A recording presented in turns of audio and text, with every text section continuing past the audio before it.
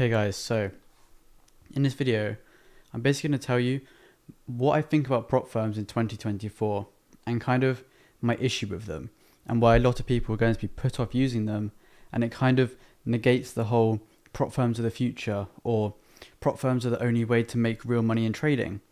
And I feel like if used correctly, they obviously are a good way of making money. And as you've probably seen on my channel or on my Instagram, my Twitter, I have a lot of payouts from prop firms. So I've obviously used them effectively, but I feel like that was in the past. And the way to actually use them now and the prop firms which you actually select is the most important part of it. You could be a losing trader and still make money with prop firms.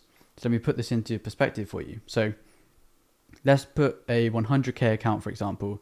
The cost is around $500. So we'll use 500 for this example because it is, a nice flat number. So you take the challenge and you fail, you're minus 500. So now you're minus 500, you take it again, you pass both phases, you get onto the funded stage. So obviously you failed the first time round. So you've obviously either hit the daily drawdown or the max drawdown. So let's say you've hit the max drawdown, right? Minus 10%. So overall you're minus 10%, although you're only minus $500. So now, if you pass and make 5% profit, which is $5,000, and you withdraw that $5,000, if you minus the 500 you spent on the first challenge from the 5k, you're in profit around 4,500. So you're down 5%, you're minus 5% in actual trading, 5%, like 5R, whatever you want to call it, you're down. But profit-wise, money-wise, you're in profit. So even if you are a losing trader, you can make money with prop firms. So firstly, people that have made money with prop firms, they'll be like, oh, well, if prop firms go down, I'll just trade my personal account. But if you haven't been trading a personal account alongside your funded account anyway, you're technically a losing trader. If this example does actually relate to you. Like, what's to say you're actually going to make money when there isn't challenge fees and large accounts and drawdown rules stopping you from actually blowing the full account? You have no protection in that instance. So by using prop firms, you can definitely make a lot of money even if you're not the best trader, and you can scale it up and continue doing so even if you're not a good trader. The ROI of failing a couple of accounts and then getting one payout, you're profitable in that sense. But actual trading wise, you're not profitable, which is again why you wouldn't be prepared to actually trade personal accounts and make money. So that does make you reliant on prop firms sticking around and you getting consistent payouts from those firms, which can be quite difficult. And consistency is obviously the hardest part of trading. I can make 10% one week, but does that mean I'm going to make that every single week? Absolutely not. And I wouldn't even expect to do so. But there's definitely certain weeks where I think I could make that. But that's trading. And also you have the issue now with prop firms and reliability. I was scrolling through Twitter this morning and what I saw was prop firms changing rules on their website, in their Discord communities, without even notifying the traders. So when they've signed up, obviously on the contract and everything, they bought the challenge, they had the rules listed on their website, so what they can and can't do. So then let's say you're trading, a week later, you break a rule you didn't even know existed because they've changed it. And obviously they expect you to go on there, look at the rules, and I guess 5 minutes after you enter a trade, the rule could change and then you could blow the account. So this never used to happen. It's only now because a lot of the prop firms are actually having liquidity issues. So they've got more people requesting payouts and making money than they actually have coming in. So they're having to somehow limit the profitable traders to make it so that they're actually a profitable business. Because back in the day, it used to be quite easy because prop firms, they were quite hard to pass. It was a 10%, then 5% challenge. You had maximum trading days, so a lot of people wouldn't be able to pass in the allotted time. And you couldn't trade through news. You have max lot sizes. You had to trade for a minimum of 10 days.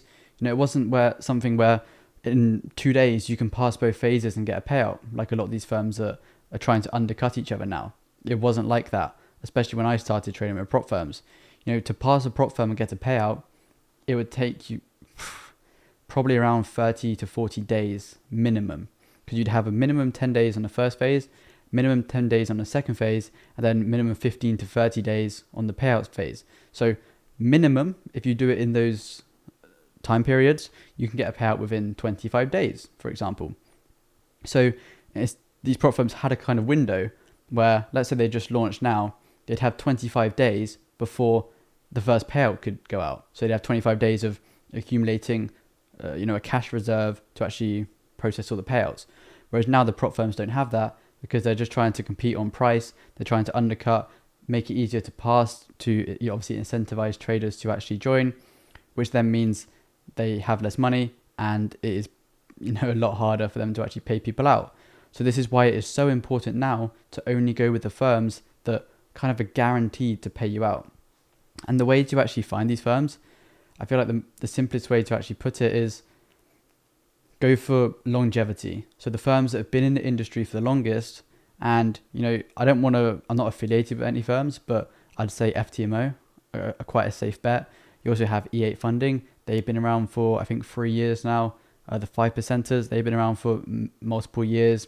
And obviously these three firms, just off the top of my head, are great examples, because they've been around for over 3 years, 4 years. I think FTMO up to 8 years. That might be incorrect, but I'm pretty sure that is correct, maybe.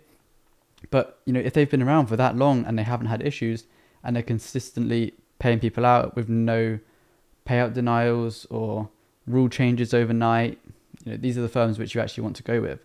And they also incentivize profitable traders.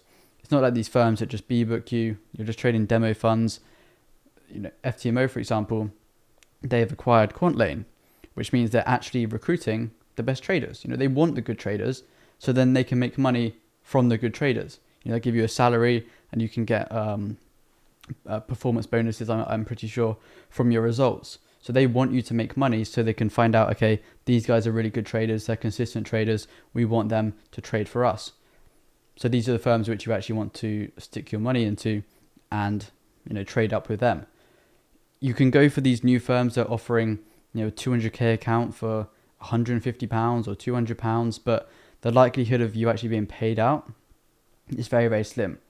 On average, a 200k account is around $900 to $1,000.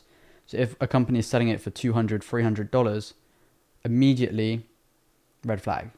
If there's a 70% discount compared to the industry average, and you think, oh, it's a great idea, let me risk my money here, then I feel like if you do get scammed, that is pretty much on you.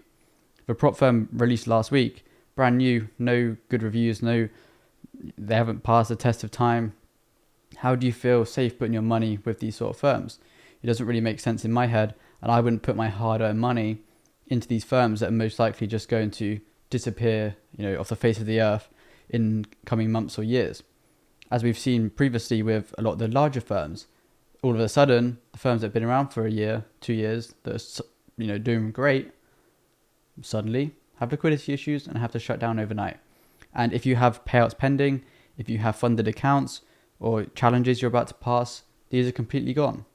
So all that hard work is for absolutely nothing. So it kind of emphasizes the fact that you need to be trading personal accounts alongside any funded accounts, and just be careful with the ones you're actually choosing going on into 2024 and maybe into 2025 if the industry does stay the same as it is currently without the regulation.